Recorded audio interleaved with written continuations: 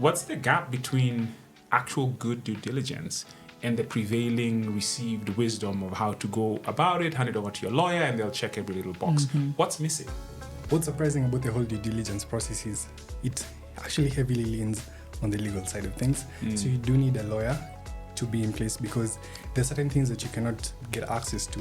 For example, when you're doing a title deed search, you need to go a step further, which is something that not everyone tells you. You need to go ahead and do a green card search, requisition a green card search, and this is something that you have to do with the help of a lawyer. But in addition to this, you also need the help of an experienced real estate professional because you need someone with the right networks and with the knowledge of the actual realities, the actual market realities on the ground.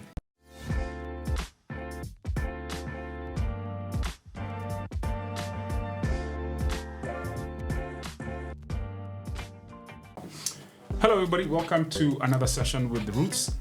We've decided to call these sessions educasts because we're looking to, hopefully educate our audience with some useful information. And today we have the amazing part of the amazing team from Roots. We have the one and only awesome Daisy Charlene, who heads business development. How are you doing today? I'm good, thank you. Yeah. Thank you for inviting me for the Educast. Educast, yes. You're going to be a key part of our Educast series because given your experience in the industry. And we have, so you have 9 years experience in the industry. And we have a young man who is super talented, passionate about the industry. And he's been with us. You've been in the industry for how long? It's close to half a decade now. Half a decade? Yeah. Come on, man. As far as I know, this is your first real job. Okay, let me take that back.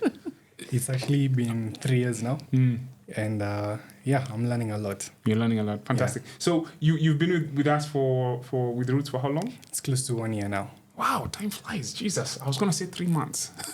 Yeah. But yeah, I guess time flies when you're having fun. And Al Collins is one of those young people who you come across and you're like, yes, this talent is definitely evenly distributed. And we were very fortunate to be able to provide you an opportunity to kind of express yourself and pursue your passion in the industry. So what would you call yourself in terms of, I guess, maybe describe to the audience who you are, what you do, and not from just Roots Africa perspective, but your enthusiasm for the industry. You graduated when you graduated from uni and all that. Just introduce yourself because, people need to know that. So yeah, my name is Al Collins Murithi. My educational background is that I have a bachelor's degree in real estate.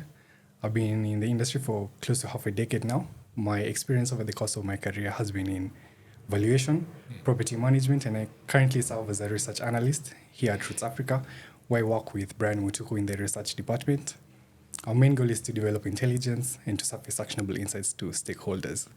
So we develop relations. Don't forget that. You also do that. Yeah.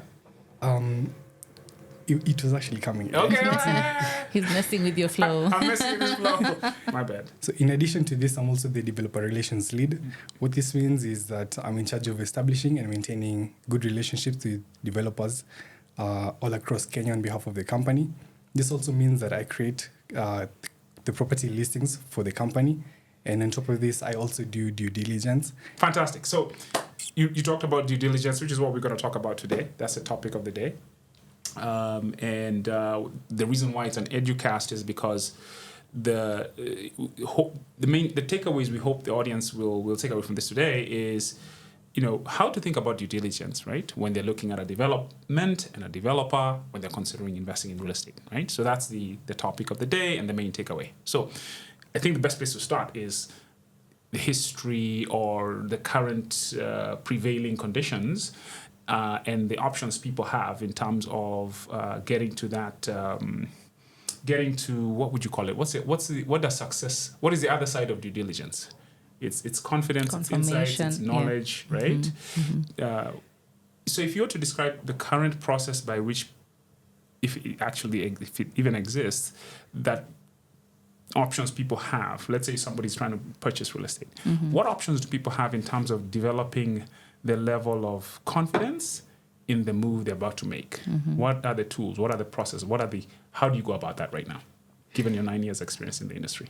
Okay, so in real estate, normally when you want to buy a property, of course, everyone says confirm, confirm, confirm. What are you confirming? People really don't understand what due diligence means. So they hand over that task to their lawyers, to the developers, to the Agent. developers, exactly.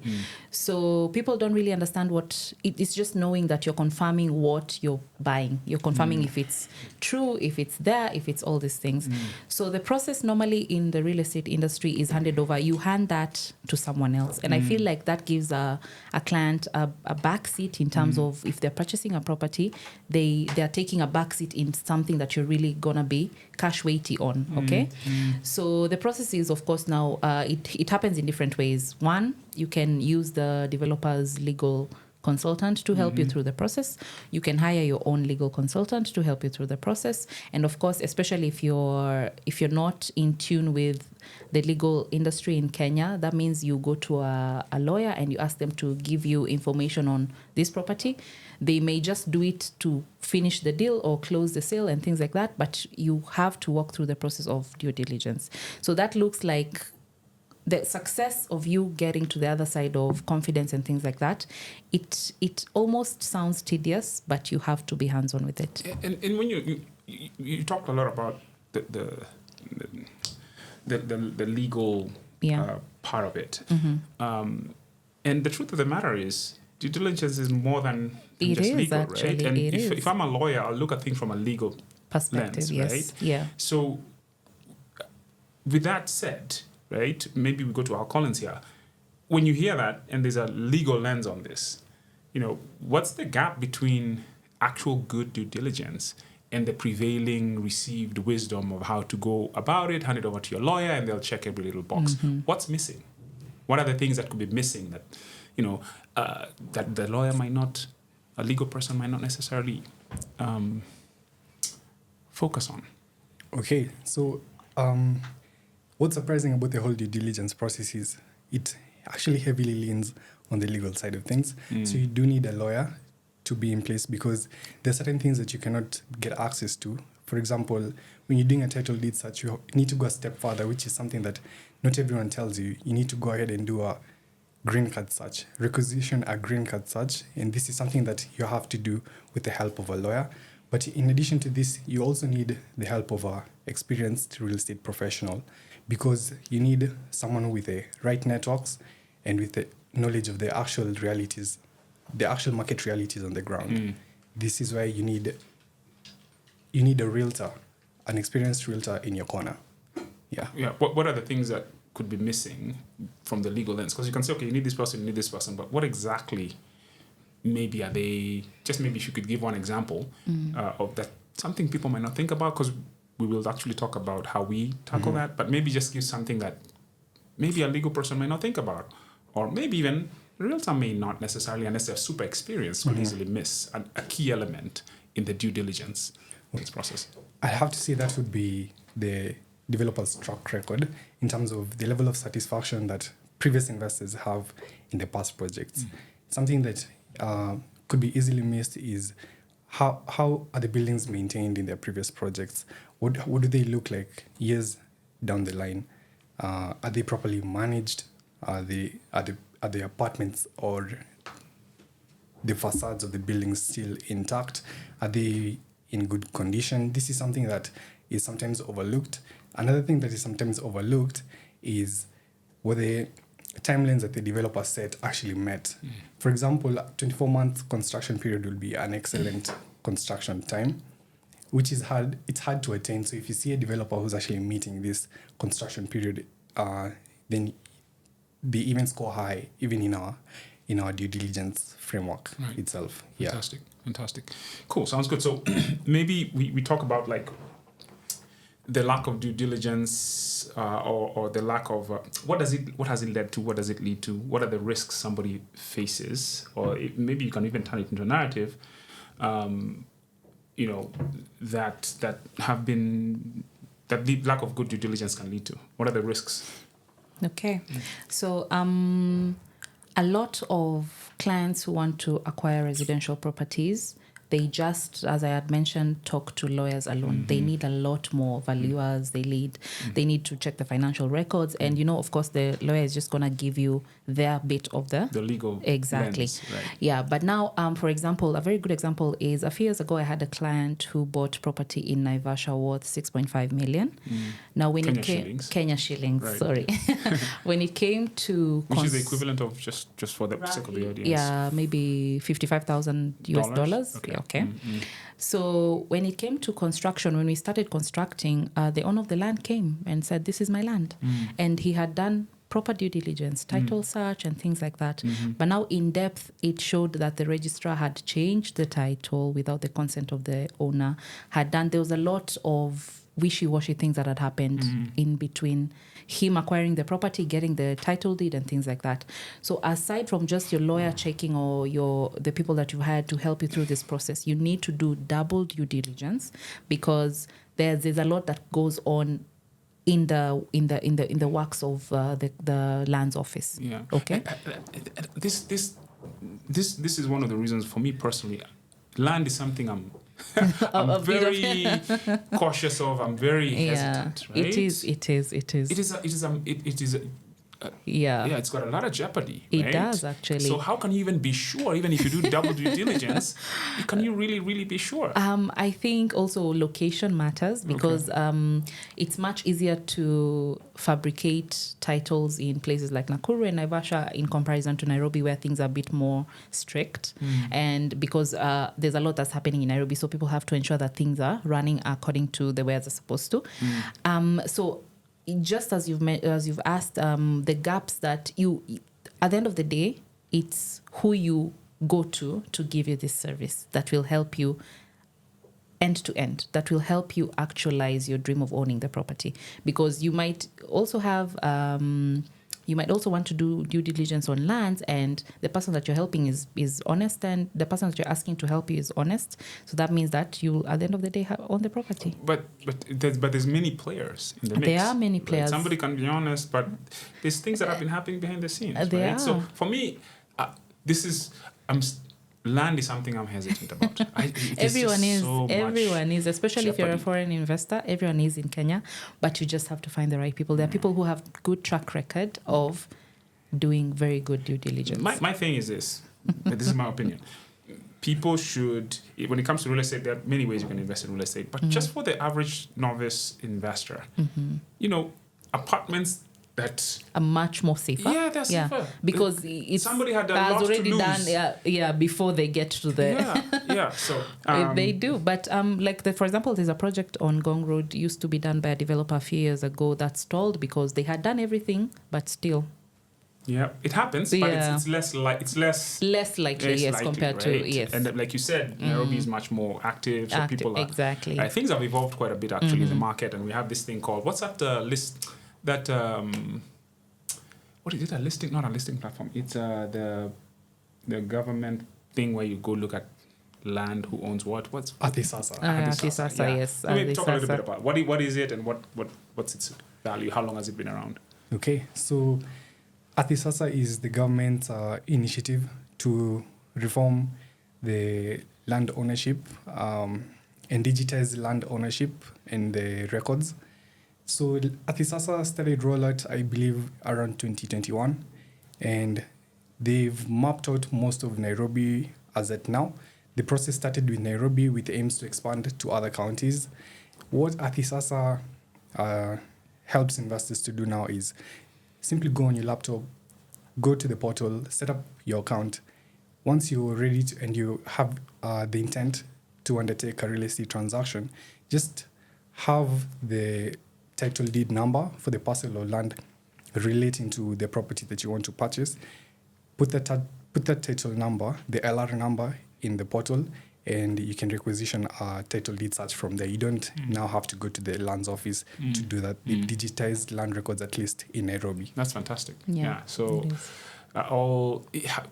has this now leveled up the level of risk? Well, has it increased the level of certainty that things are what they purport to be in terms of this land?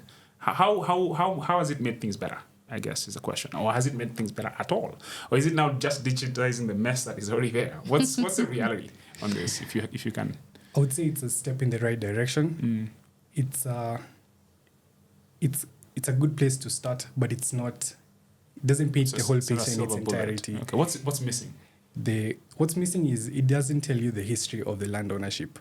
Provenance. Okay. Yes. Yeah. The only way you could get to see this is by getting the green card search. Right. And this is something that you cannot at the moment access on the Athisasa portal, but it's something that you can get access to with the help of your lawyer. This will help you see the history of ownership of this parcel of land, who's owned it ever since independence, and ascertain whether the transfers were undertaken with a due process. Right. Yeah. Right. So that's not part of the Athisasa. So it's basically, not there. Athisasa is just like To just check like Google current state. Maps. Yes.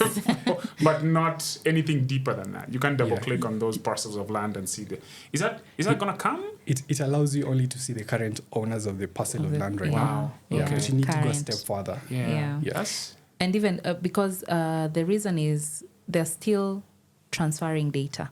So that Okay. means it's still very shallow. Okay. And, with government offices, things take a bit more time. So Yes. by the time they actually give you the full history, it's going to take a while. Right. It is a step, but we're still not yet there. Yeah. Okay, fantastic. Let's switch to how we are thinking about due diligence, right? Looking to kind of productize it, simplify it, and give maybe make it more comprehensive, looking at things from all kinds of lenses, giving people a tool that can give them that level of confidence in an investment they're about to make. So at Roots Africa, trust is our currency, right? As you guys know very well.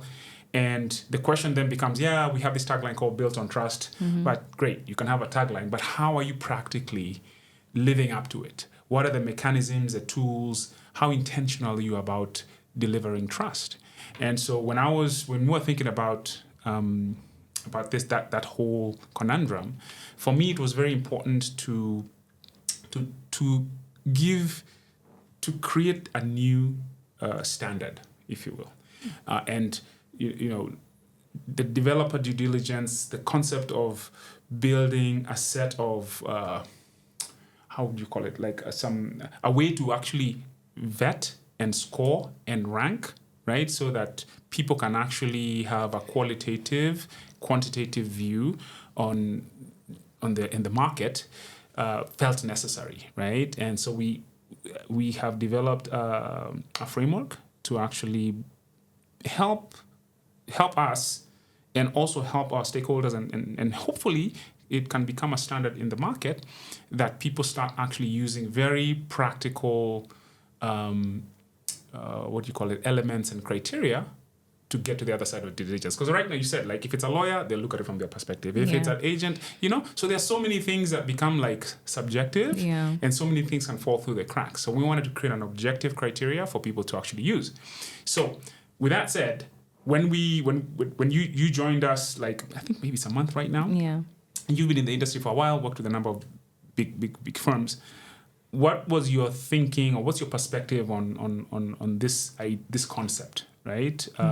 Maybe you can talk a little bit about from the inside. I'll speak about it from a customer journey perspective. Right. Whenever you're going to someone to help you with whatever you're trying to acquire, people like situations or places that already have everything in-house. So me going to a different lawyer, me going to a financial advisor, me going to an agent to achieve one goal is taking away from my time. So a client likes the idea of going somewhere and getting everything in-house. It shortens the period, eases the time. It even helps you know efficiency. Exactly. It even helps you know who to talk to in terms of accountability. You told me you'll get me this. You told me you'll do me this. So the customer journey in real estate is very important, and people want people who give them everything at once. If I have to do the legal search now, I go to a different person for something else. It's taking a lot of my time and taking a lot of my finances as well in comparison. So in real estate, clients like people who offer them a one-stop shop. So the reason why Roots, coming on board onto Roots was very attractive and very appealing is the fact that we are giving a client a journey and simplifying it, because at the end of the day, as it's not going to be a simple process, yes, but we're trying to make it as simple as possible. Yeah. Yes. And in terms of the due diligence framework, right? You are exposed to it. Have you come across anything like this before, or what was your impressions of what we're looking to do here, what we're doing with the due diligence framework? Remember I'd mentioned when we started that you have your own lawyer, the developer has their own lawyer, you have your own financial advisor and things like that. Us having it all in-house is making the process more appealing because I'm not doing different things at different times. Because as I'm doing the title search, as I'm doing the things, this and this, as I'm financing and things like that, I have everything in hand. That gives me an opportunity to trust people to do this for me and one-stop shop. Yes. So when we were thinking about building this, right? The idea was, let's have something concrete, practical, that makes sense, so that anybody looks at it, they can say, okay, this actually is something that is useful. It's a tool. And so we started going down that path, and you were handed that because, that your role is developer relations. And you took upon the task, and, over time, some iteration, we came up with something that I actually really like, right? So maybe you could talk a little bit about what is our due diligence framework. You can introduce it to the audience, talk about how it works, and Okay, so we have a rigorous due diligence framework that which we use to vet the developers that we work with. We look at 5 main things. The first being that we look at the developer's track record and reputation. We look at the authenticity of the title deed. We look at whether the developer has the necessary project approvals and permits to construct. We check the level of financing or funding that the developer has, whether it's heavily dependent on project sales or the developer is well financed. And lastly, we check on the delivery timelines and the project's particulars in terms of materials, the quality of materials that are going to be used in the project. Fantastic. And your thoughts on this, right? Have you seen anything like this in the industry before, or some kind of... Not at all, actually, because keeping everything, like the 5 points that we have, keeping it in-house saves a lot of time. So we've not had this. People have different things for different situations, and I've not seen this. This is one of a kind. Right, and just talk a little bit about how we think we plan to implement this. Right. Okay, so it's this. It looks like a checklist of things, but how are we looking to over and above it being a checklist? How are we looking to productize it and make it useful, and make it even a source of analysis, if you will, right? What's the plan? Okay, so like the way one of our in-house lawyers likes to put it, trust but verify. We start by getting all the project details from the developers team.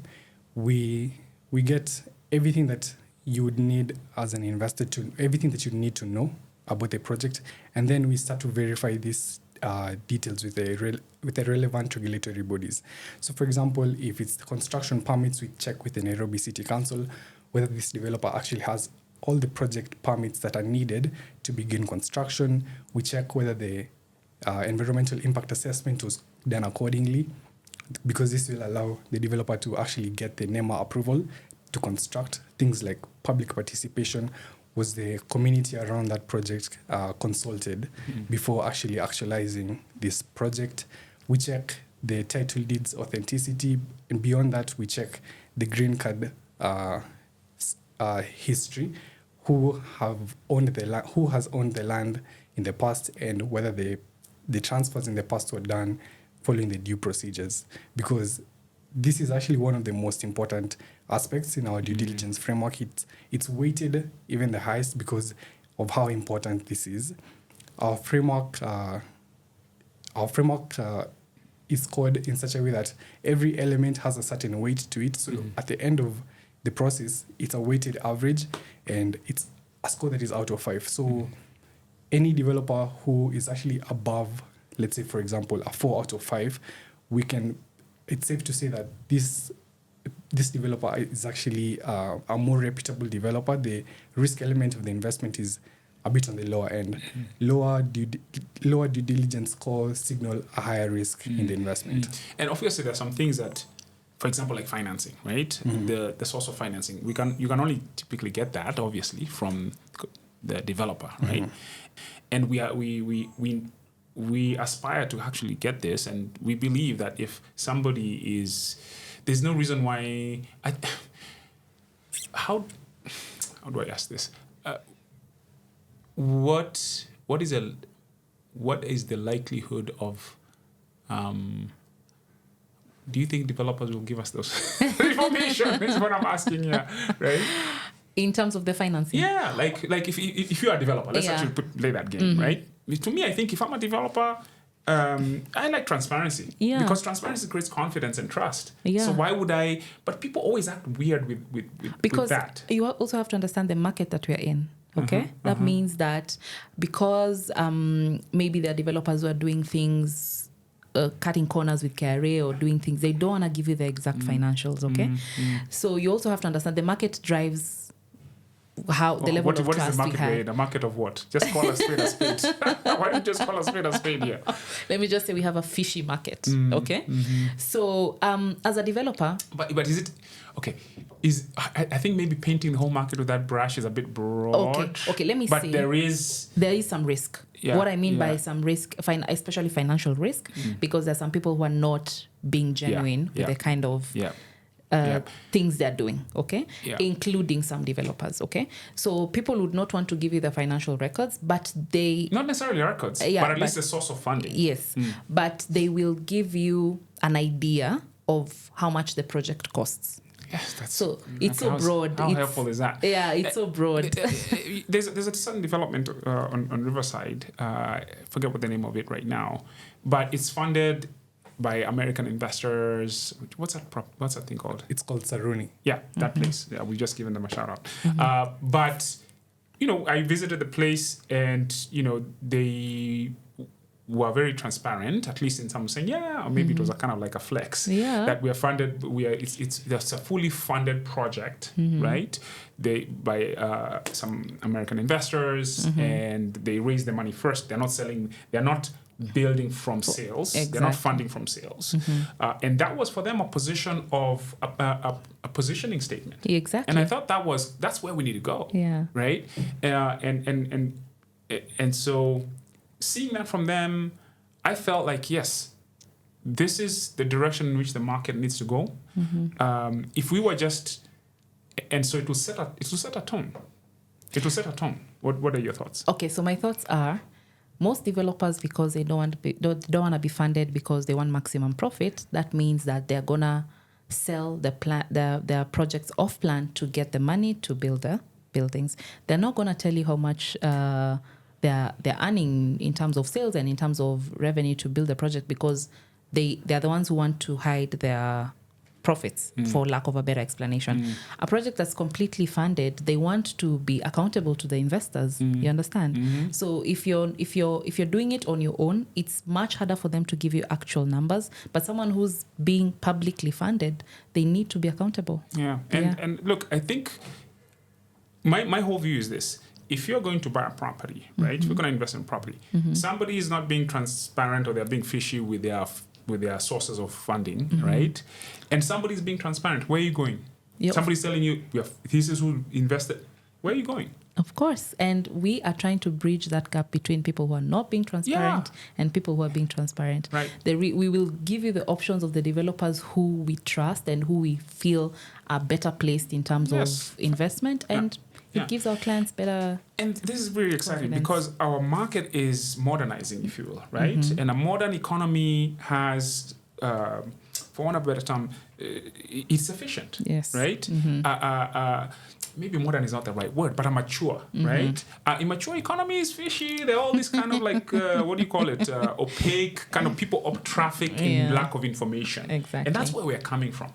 But when you see such developers coming into the market and starting to say, boom, this is our source of funding, these are our investors, it's publicly, then their standards are high. Now it's efficient, right? There's higher levels of trust And so I'm excited about the fact that these types of developers are in the market. So we don't have to push this by ourselves because we believe in trust, and we there is it's going up. Yeah. It's very, very encouraging.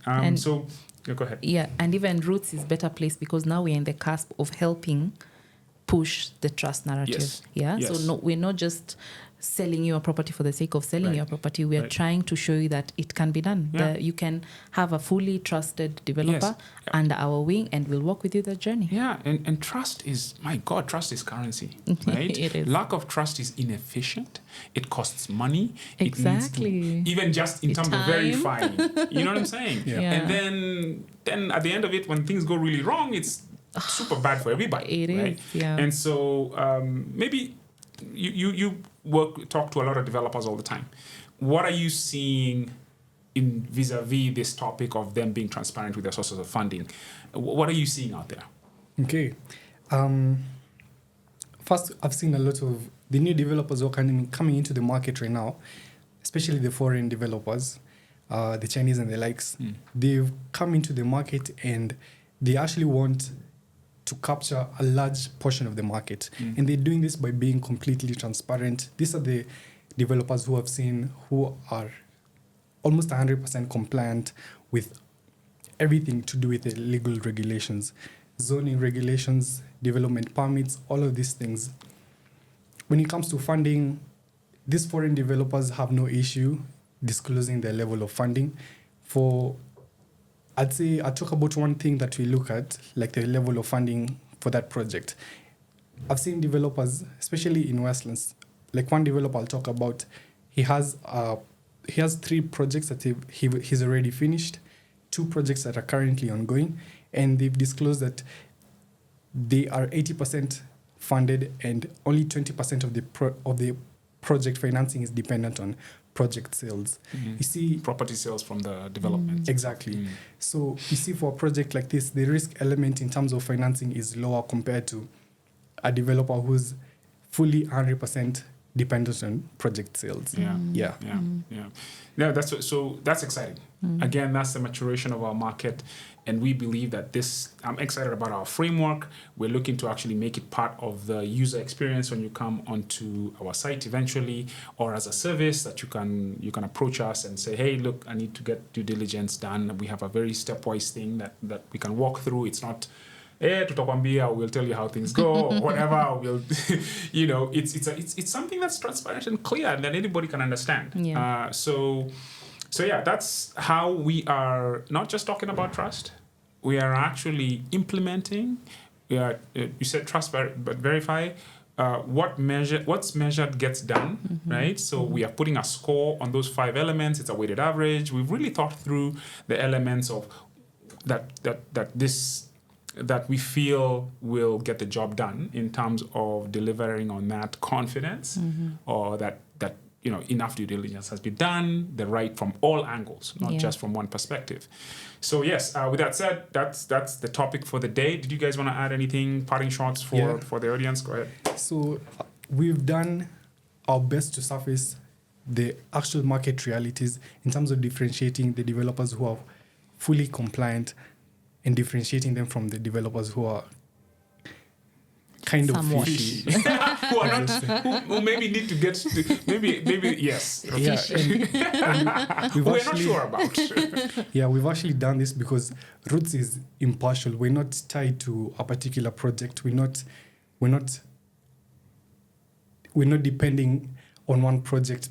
We're not really incentivized to sell only one project. We're incentivized to sell projects from the most reputable developers. Right. And I believe this is what we've done our best to surface to our investors. Right. We are customer centric. Yeah. Look, I mean, our business model is investors, buyers, right? And it's freedom. Yeah. Because you can say whatever you want to say, but their strategy is your destiny. Yeah. And our strategy is, let's create our business model is really built around serving the investor, right? So it just frees us to actually live our values. So any parting shots from you? I think when people think of due diligence, they just feel like it's something random. They don't know how to go about it. It's opaque and it's very up in the air. Yep. And at Roots, we've tried to let the dust let the dust settle in a way that is actionable, trackable. You're able to see where the progress is going, and I think this gives the investor and the buyer a better standpoint in terms that they're coming from a point of confidence and not from a point of I'm just buying and this will happen. So that's the triple D. Actually, it's developer due diligence. Yes. Triple D framework. It's a score out of 5. There are 5 elements. It's weighted average. We've taken a scientific approach to this, and we're putting our best foot forward so that we can serve, our stakeholders, investors, the market itself, because even other developers want to differentiate from the other ones, right? Exactly, so that because even they don't want to be painted with the same brush, right? Don't. And so, it's an exciting time to be in the industry, right? It is. And so it's growing, technology, all these things that we're doing, amazing people like Al and yourself. We have a lot of fun here, and we can't wait to just deliver happiness to investors and hopefully all other stakeholders in the industry by introducing things like the triple D framework and all that. I just named it.